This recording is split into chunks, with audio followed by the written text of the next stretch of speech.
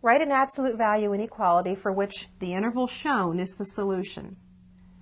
The interval is from -8 to 2, and we have closed brackets, so we're going to want to include the endpoints somehow in the inequality.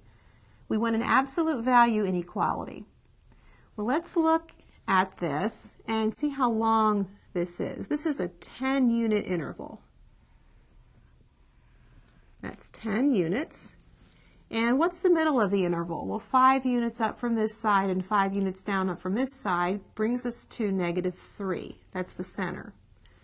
And 2 is 5 units away from -3, and -8 is 5 units away from -3. So really what this shows is all numbers that are less than or equal to 5 units from -3. So we can write that as all numbers x whose distance from -3, which would be x minus -3, that absolute value is less than or equal to 5.